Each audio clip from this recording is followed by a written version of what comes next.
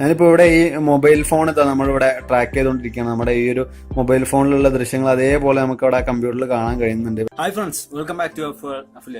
അപ്പോൾ നമ്മൾ ഇന്ന് നോക്കാൻ പോകുന്നത് ഒരു മാരകമായിട്ടുള്ള ഒരു ട്രിക്കിനെ കുറിച്ചിട്ടാണ്. അപ്പോൾ ഈ ഒരു ട്രിക്കിന്റെ കാര്യം പറയുകയാണെങ്കിൽ ഇതൊരു കത്തി പോലെയാണ് എന്ന് വേണമെങ്കിൽ നമുക്കൊരു ഉദാഹരണത്തിൽ പറയാം. കാരണം ഇതിന് ഒരുപാട് നല്ല വശങ്ങളുണ്ട്, അതേസമയം ഒരുപാട് ദൂഷ്യവശങ്ങളുണ്ട്. നമുക്കൊരു കത്തി കൊണ്ട് നമ്മളെ വെജിറ്റബിൾസോ കട്ട് ചെയ്യാനും അതേപോലെ നല്ല നല്ല കാര്യങ്ങൾക്ക് യൂസ് ചെയ്യാൻ കഴിയും. അതേപോലെ തന്നെ ആ ഒരു കത്തി കൊണ്ട് തന്നെ കൊലപാതകം വരെ ചെയ്യാൻ കഴിയും. അപ്പോൾ അതേപോലെ ഒരു ട്രിക്ക് തന്നെയാണ് അപ്പോൾ ഇന്ന് ഞാൻ പറഞ്ഞുതരാൻ പോകുന്നത്. അപ്പോൾ ഇതുകൊണ്ട് ഞാൻ ഉദ്ദേശിക്കുന്നത് നല്ല കാര്യങ്ങൾ മാത്രമേ എനിക്ക് പറഞ്ഞുതരാം എന്നുള്ളതാണ്. അപ്പോൾ ഇതുകൊണ്ടുള്ള ഏറ്റവും നല്ലതായിട്ടുള്ള ഒരു കാര്യം എന്ന് പറയുന്നത് ഈ ഒരു ട്രിക്ക് ഉപയോഗിച്ചുകൊണ്ട് നമ്മുടെ ഫോൺ നമുക്കൊരു സെക്യൂരിറ്റി ക്യാമറ ആയിട്ട് നമുക്ക് യൂസ് ചെയ്യാൻ കഴിയും. ഇന്നത്തെ കാലത്ത് ഇപ്പോൾ ക്യാമറ ഉണ്ടെങ്കിൽ പോലും ആ ഒരു ക്യാമറയുടെ കണ്ണ് വെട്ടിച്ച് വരെ പലതും നടക്കുന്ന ഒരു കാലഘട്ടമാണ്. അപ്പൊ അതിനു പകരം നമുക്ക് ഫോൺ യൂസ് ചെയ്തുകൊണ്ട് റെക്കോർഡ് ചെയ്യുന്നുണ്ട് എന്ന് അറിയാത്ത രീതിയിൽ തന്നെ ഫോൺ യൂസ് ചെയ്തുകൊണ്ട് ഈ ഒരു സെക്യൂരിറ്റി ക്യാമറ എന്നുള്ള രീതിയിൽ നമുക്ക് ഈ ഒരു ട്രിക്ക് വെച്ച് യൂസ് ചെയ്യാൻ കഴിയും.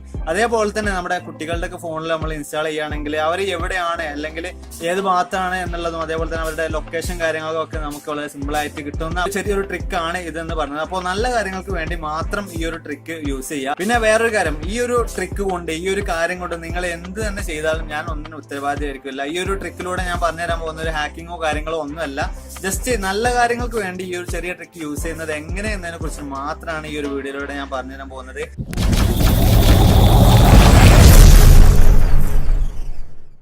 അപ്പോൾ ഇതാണ് നമ്മുടെ വെബ്സൈറ്റ് എന്ന് പറയുന്നത്. ഈ ഒരു വെബ്സൈറ്റ് വെച്ചിട്ടാണ് നമ്മൾ ഇനി ബാക്കി കാര്യങ്ങളൊക്കെ ചെയ്യാൻ പോകുന്നത്. അപ്പോൾ ഇതിന്റെ ലിങ്ക് ഞാൻ താഴത്തെ ഡിസ്ക്രിപ്ഷൻ കൊടുത്തിട്ടുണ്ട്. അല്ലെങ്കിൽ നിങ്ങൾക്ക് ഗൂഗിളിൽ നേരെ സെർച്ച് ചെയ്തിട്ട് mobiletracker.com സെർച്ച് ചെയ്തിട്ട് സിമ്പിൾ ആയിട്ട് സൈറ്റിലേക്ക് എത്താൻ കഴിയും. ഇനി നമ്മൾ ചെയ്യേണ്ടത് രജിസ്റ്റർ ചെയ്യുക എന്നതാണ്. ഈ ഒരു സൈറ്റിൽ നമ്മൾ ആദ്യം തന്നെ ഒന്ന് രജിസ്റ്റർ ചെയ്യേണ്ടതുണ്ട്. അതിനു വേണ്ടിയിട്ട് സിമ്പിളായിട്ട് നമ്മുടെ ഇമെയിൽ ഐഡിയും അതേപോലെ തന്നെ ഒരു പാസ്വേഡും കൊടുക്കുക. അതിനുശേഷം ഈ ഒരു ടേംസ് ആൻഡ് കണ്ടീഷൻസ് എഗ്രി ചെയ്തതിനു ശേഷം ക്രിയേറ്റ് ന്യൂ അക്കൗണ്ട് എന്നുള്ളത് കൊടുത്തു കഴിഞ്ഞാൽ സിമ്പിളായി നമുക്ക് ഇതിലൊരു അക്കൗണ്ട് നമുക്ക് ഇതിൽ ക്രിയേറ്റ് ചെയ്യാൻ കഴിയുന്ന. അപ്പോൾ എനിക്ക് ഓൾറെഡി ഒരു അക്കൗണ്ട് ഉള്ളതുകൊണ്ട് ഞാൻ ലോഗിൻ ക്ലിക്ക് ചെയ്യാണ്. ഞാൻ അതിനുശേഷം ഞാൻ എൻ്റെ ഇമെയിൽ ഐഡിയും പാസ്വേഡും കൊടുത്തിട്ട് ഇപ്പോൾ ഇവിടെ ഞാൻ ലോഗിൻ ചെയ്യാണ്. അപ്പോൾ ഈ ഒരു പേജിന്റെ ഈ ഒരു ഡാഷ്ബോർഡിലേക്ക് നമ്മൾ എത്തിയിരിക്കുകയാണ്. ഈ സൈറ്റിന്റെ ഡാഷ്ബോർഡിലേക്ക് നമ്മൾ എത്തിയിരിക്കുകയാണ്. ഇത് നമ്മൾ ഏത് ഫോണാണോ ട്രാക്ക് ചെയ്യുന്നത് ആ ഒരു ഫോണിൽ നമ്മൾ ഈ ഒരു വെബ്സൈറ്റ് mobiletrackerfree.com എന്ന് പറയുന്ന ഈ ഒരു വെബ്സൈറ്റ് നമ്മൾ എടുക്കുക. അതിനുശേഷം നിങ്ങൾക്ക് ഇവിടെ കാണാൻ കഴിയും ഇൻസ്റ്റാൾ ആപ്ലിക്കേഷൻ ഫ്രീ എന്നുള്ളത്. അത് നമ്മൾ എടുക്കുക. അതിനുശേഷം ഇതിലെ ഈ ഒരു ഡൗൺലോഡ് ആപ്പ് എന്നത് ക്ലിക്ക് ചെയ്തുകൊണ്ട് നമുക്ക് ഫ്രീ ആയിട്ട് ഇതിന്റെ ആപ്ലിക്കേഷൻ നമുക്ക് ഡൗൺലോഡ് ചെയ്യാൻ കഴിയും.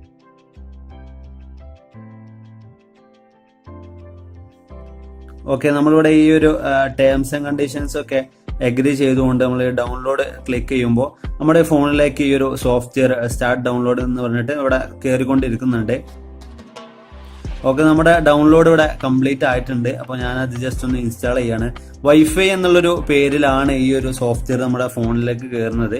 നമ്മൾ നെക്സ്റ്റ് കൊടുത്തു. ഓക്കെ, ഇൻസ്റ്റാൾ ചെയ്തുകൊണ്ടിരിക്കുകയാണ്. ഇപ്പോൾ നമ്മൾ ഈ ഒരു സോഫ്റ്റ്വെയർ നമ്മുടെ ആപ്ലിക്കേഷൻ ഇവിടെ ഇൻസ്റ്റാൾ ആയി കഴിഞ്ഞിട്ടുണ്ട്. നമ്മളിവിടെ ഓപ്പൺ ക്ലിക്ക് ചെയ്യാണ്. ഓപ്പൺ ക്ലിക്ക് ചെയ്യുമ്പോൾ ഇങ്ങനെ ഒരു ഇന്റർഫേസ് ആയിരിക്കും നമ്മൾ കാണാൻ കഴിയുക. ഒരു ടേംസ് ആൻഡ് കണ്ടീഷൻസ് ഒക്കെ അപ്ലൈ ചെയ്യാൻ വേണ്ടി അക്സെപ്റ്റ് ചെയ്യാൻ വേണ്ടിയുള്ള ഓപ്ഷനാണ്. അത് നമ്മൾ കൊടുത്തു.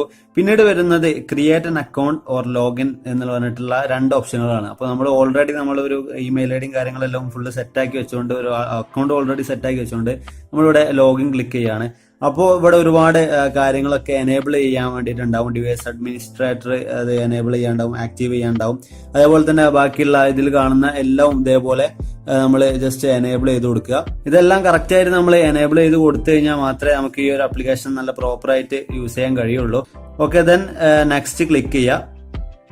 ഇവിടെ നമുക്ക് നമ്മുടെ ഇമെയിൽ ഐ ഡി നമ്മുടെ ആ ഒരു വെബ്സൈറ്റിൽ ക്രിയേറ്റ് ചെയ്തിട്ടുള്ള ആ ഒരു അക്കൗണ്ടിലേക്ക് നമ്മളിവിടെ നമ്മുടെ ഇമെയിൽ ഐ ഡിയും അതേപോലെ തന്നെ പാസ്വേഡ് അടിച്ചിട്ട് നമ്മളിവിടെ ലോഗിൻ ചെയ്യണം.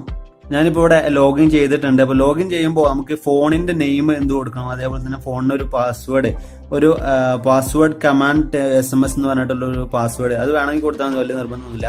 അപ്പോൾ ഫോണിന്റെ നെയിം എന്ത് കൊടുക്കണം എന്നുള്ളതാണ്. അപ്പോൾ ഞാൻ ഫോണിന്റെ നെയിം ചേഞ്ച് ചെയ്യുന്നൊന്നുമില്ല. പിന്നെ അതേപോലെ തന്നെ ഇതിൽ ഓരോരോ മോഡുകൾ അല്ലെങ്കിൽ ഓരോരോ കാര്യങ്ങൾ എന്തൊക്കെ നമുക്ക് എടുക്കണം എന്നുള്ളതിനെ കുറിച്ചിട്ടാണ്. SMS, MMS അതേപോലെ തന്നെ ബാക്കിയുള്ള കാര്യങ്ങളൊക്കെയാണ് അവിടെ ചോദിക്കുന്നത്. നമുക്ക് നെക്സ്റ്റ് അടുത്തായിട്ട് സേവ് എന്നുള്ളത് കൊടുക്കാം. ഓക്കെ, നമ്മൾ സേവ് ചെയ്തുകൊണ്ടിരിക്കുകയാണ് ഇതിന്റെ സെറ്റിംഗ്സും കാര്യങ്ങളൊക്കെ. അപ്പോൾ നമുക്ക് ഇങ്ങനെ ഒരു പോപ്പപ്പ് മെസ്സേജ് നമുക്ക് കാണാൻ കഴിയും. അതായത് ഈ ഒരു ആപ്ലിക്കേഷൻ നമുക്ക് ഇനി ഈ ഒരു ഫോണിൽ എവിടെ തപ്പിയാലും കാണാൻ കഴിയില്ല. അപ്പോൾ അതിന് പകരം *123/4* എന്ന് നമ്മുടെ ഡയലറിൽ നമ്മൾ കോൾ ചെയ്ത് കഴിഞ്ഞാൽ ഈ ഒരു ആപ്ലിക്കേഷനിലേക്ക് നമുക്ക് സിമ്പിൾ ആയിട്ട് എത്താൻ കഴിയും. അതിന് വേണ്ടിയിട്ടുള്ള അത് പറയുന്ന ഒരു ചെറിയൊരു ടാബാണ് നിങ്ങളിപ്പോൾ ഈ കണ്ടുകൊണ്ടിരിക്കുന്നത്. ഓക്കെ ക്ലിക്ക് ചെയ്യാം. അപ്പോൾ നമ്മുടെ ആ ഒരു ആപ്ലിക്കേഷൻ ഇൻവിസിബിൾ ആയി പോയിട്ടുണ്ട്. ഇപ്പോൾ നമ്മുടെ ഈ ഒരു ഫോണിൽ ആ ഒരു ആപ്ലിക്കേഷൻ നമ്മൾ എവിടെ തെരഞ്ഞു കഴിഞ്ഞാലും നമ്മൾ കാണില്ല. വൈഫൈ എന്ന് പറഞ്ഞിട്ടുള്ള ഒരു പേരിലായിരുന്നു ആ ഒരു ആപ്ലിക്കേഷൻ നമ്മുടെ ഫോണിൽ കയറിയിട്ടുണ്ടായിരുന്നത്. അപ്പോൾ ഇനി എന്തായാലും നമുക്ക് വീണ്ടും നമ്മുടെ കമ്പ്യൂട്ടറിലേക്ക് തന്നെ തിരിച്ചു പോകാം. ഇവിടെ നിങ്ങൾ ശ്രദ്ധിച്ചാൽ നമ്മുടെ ഇന്റർഫേസ് ഡാഷ്ബോർഡും ചെറിയൊരു വ്യത്യാസങ്ങളൊക്കെ വന്നിട്ടുണ്ട്. അപ്പോൾ നമ്മൾ നേരത്തെ ആ ഒരു ഫോണിന്റെ പേര് കൊടുത്ത ഫോണിന്റെ പേര് നിങ്ങൾക്ക് ഇവിടെ കാണാൻ കഴിയും. അതേപോലെ തന്നെ ഫോണിന്റെ ബാക്കിയുള്ള സ്റ്റാറ്റസുകൾ, അതേപോലെ തന്നെ ഫോണിൽ എത്ര ശതമാനം ചാർജ് ഇപ്പോൾ നിലവിലുണ്ട് എന്നുള്ളത് ഇവിടെ നോക്കിക്കഴിഞ്ഞാൽ വളരെ കൃത്യമായിട്ട് കാണാൻ കഴിയും. അതേപോലെ തന്നെ ഈ ഒരു ഫോണുള്ള ലൊക്കേഷൻ നമുക്ക് ഈ ഒരു ഭാഗത്ത് നിന്ന് വളരെ സിമ്പിളായിട്ട് കാണാം. അതേപോലെ തന്നെ SMS, അതേപോലെ MMS, അതേപോലെ ആപ്ലിക്കേഷൻസ് കാര്യങ്ങൾ, അങ്ങനെ എല്ലാതും ഈ ഒരു ഫോണിലുള്ള മുഴുവൻ ഡീറ്റെയിൽസ് നമുക്ക് ഈ ഒരു ഭാഗത്ത് നിന്ന് തന്നെ വളരെ സിമ്പിളായിട്ട് നമുക്ക് കാണാൻ കഴിയും. അതേപോലെ തന്നെ ലെഫ്റ്റ് സൈഡിലേക്ക് വരുമ്പോൾ ഇവിടെയും ഒരുപാട് തരത്തിലുള്ള ഓപ്ഷനുകൾ, ഈ ഒരു ഫോണുമായി ബന്ധപ്പെട്ട് ഒരുപാട് ഓപ്ഷനുകളുണ്ട്. ഇതിൽ ലൊക്കേഷൻ നമ്മൾ എടുക്കുന്ന ഒരു വിധമാണ് ഞാനിപ്പോൾ കാണിക്കുന്നത്. അപ്പോൾ നമ്മൾ ഈ ഒരു ലൈവ് എന്ന് എടുത്തതിന് ശേഷം ഇവിടെ സ്റ്റാർട്ട് എന്നുള്ളത് ക്ലിക്ക് ചെയ്യുകയാണെങ്കിൽ നമ്മുടെ ഈ ഫോൺ ഇപ്പോൾ പ്രസന്റിൽ ഏത് ഭാഗത്താണോ ഉള്ളത് അത് വളരെ കൃത്യമായിട്ട് നമുക്ക് ലൈവായിട്ട് തന്നെ ഇവിടെ ചെക്ക് ചെയ്യാൻ കഴിയും. അതേപോലെ തന്നെ ഒരുപാട് തരത്തിലുള്ള ഫീച്ചേഴ്സുകൾ ഈ ഒരു ഭാഗത്ത് നിങ്ങൾ നോക്കിക്കഴിഞ്ഞാൽ കാണാൻ കഴിയും. ഞാൻ ഈ പറഞ്ഞ ഈ ലൈവിന്റെ ഓപ്ഷനൊക്കെ നമ്മുടെ കുട്ടികളുടെ ഒക്കെ കാര്യത്തിലൊക്കെ വളരെയധികം യൂസ്ഫുൾ ആയിട്ടുള്ള ഒരു സംഭവമാണ്. അതേപോലെ തന്നെ പലതരത്തിലുള്ള ഈ ഒരു ഫോണിലെ പല കാര്യങ്ങളും ട്രാക്ക് ചെയ്യാൻ പറ്റുന്ന ഫീച്ചേഴ്സാണ് ഈ ഒരു ഭാഗത്തുള്ളത്. അടുത്തതായിട്ട് നമ്മുടെ ഈ ഒരു സെക്യൂരിറ്റി ക്യാമറയുടെ കാര്യം പറഞ്ഞല്ലോ, അത് നമുക്ക് ഈ ഒരു ഭാഗത്ത് നിന്ന് ലൈവ് ക്യാമറ എന്നുള്ള ഈ ഒരു ഓപ്ഷൻ തിരഞ്ഞെടുത്തുകൊണ്ട് നമുക്ക് ചെയ്യാൻ കഴിയും. ഇവിടെ നമുക്ക് 2 ഓപ്ഷനാണ്. നമുക്ക് വീഡിയോ അതേപോലെ തന്നെ ഓഡിയോ നമുക്ക് ഈ ഒരു ടൈമിൽ ട്രാക്ക് ചെയ്യാൻ കഴിയും. അതേപോലെ തന്നെ ഇവിടെ ചോദിച്ചിട്ടുള്ളത് ഫ്രണ്ട് ക്യാമറയാണോ അതോ റിയർ ക്യാമറയാണോ, ഏത് ക്യാമറ ആണ് നമുക്ക് ട്രാക്ക് ചെയ്യേണ്ടത്, അല്ലെങ്കിൽ ഏത് ക്യാമറയുള്ള വിഷ്വൽസ് ആണ് നമുക്ക് കാണേണ്ടത് എന്നാണ്. അപ്പോൾ ഞാനിവിടെ ഫ്രണ്ട് ക്യാമറ ആദ്യം ഇപ്പോൾ സെലക്ട് ചെയ്യാണ്. ശേഷം ഇവിടെ കാണുന്നത് സൗണ്ട് വേണോ വേണ്ടോ എന്നുള്ളതാണ്. അതേപോലെ തന്നെ ഇൻവിസിബിൾ മോഡ് എന്ന് പറഞ്ഞിട്ട് ഒരു ഫീച്ചർ ഇതിലുണ്ട്. അതായത് നമ്മുടെ ഫോണിൽ നമ്മൾ ഈ ഒരു മോഡിലാണ് നമ്മൾ ഇട്ടത് എങ്കിൽ നമ്മുടെ ക്യാമറ വർക്ക് ചെയ്യുന്നത് നമുക്ക് ആ ഒരു ടൈമിൽ കാണാൻ കഴിയില്ല. അതേപോലെ തന്നെ എത്ര മിനിറ്റിനാണ് ഇത് ചെയ്യേണ്ടത് എന്നുണ്ടാവും. അതേപോലെ നമ്മൾ സ്റ്റാർട്ട് ക്ലിക്ക് ചെയ്യാണ്. അപ്പോൾ നമ്മൾ ജസ്റ്റ് ഒന്ന് ലോഡ് ആയിക്കൊണ്ടിരിക്കുകയാണ്. അപ്പോൾ എങ്ങനെയായിരിക്കും ഇതിന്റെ റിസൾട്ട് നിങ്ങൾക്ക് ഇപ്പോൾ ഇവിടെ കാണാൻ കഴിയും.